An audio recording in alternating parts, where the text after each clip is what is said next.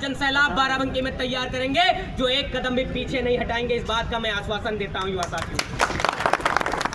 और आप कंधे से कंधा मिलाइए। मैं आपसे 7 दिन नहीं मांगता हूं। ऋषभ देशमुख 7 दिन देने के लिए तैयार है।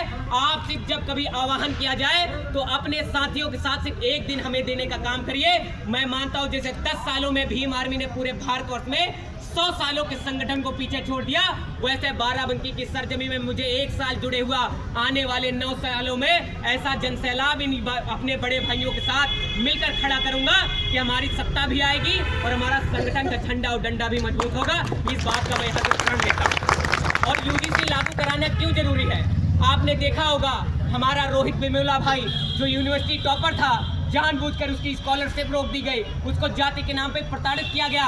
हमारी बहन पायल तड़वी को सताया गया कि ना जाने कितने मासूम छात्रों को सताया जाता है। अभी मैं आपको गोंडा की घटना बता दूं तो मेरी बिटिया 14 साल की बिटिया, उसके घर सामंती जाते हैं और उससे कहते हैं कि चलो तुमको मैं खेत में लेकर चलता हूँ। अरे हिजड़ों की औलादो, मैं तुमको बता दूं कि खून खौलता है, हाथ में सत्ता नहीं है, वरना ऐसी ऐसी जगह तुम्हारे ऊपर चोटें करेंगे ना, तुम्हारे मुंह से तुम्हारी हलक की जबान खींचने का काम करेंगे।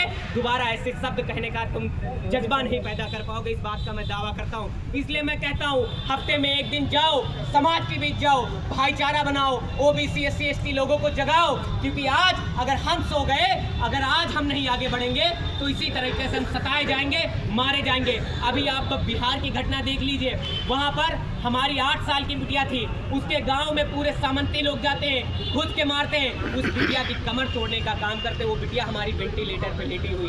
इसका जवाबदेही कौन है?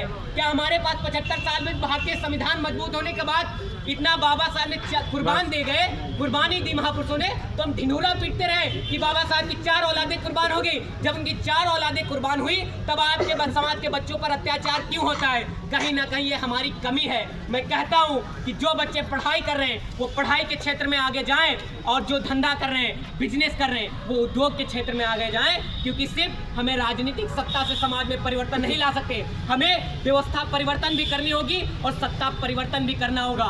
व्यवस्था परिवर्तन में आप आगे बढ़िए, सत्ता परिवर्तन में यहाँ खड़े भाई आगे बढ़ेंगे, तब जाकर हम परिवर्तन करेंगे और ऐसी चोट मारेंगे उन सामंतवादियों के मुंह पर कि दोबारा अत्याचार और जुल्म जैसे शब्दों को अपने आने वाली पीढ़ियों से भी वो खत्म करने का काम करेंगे।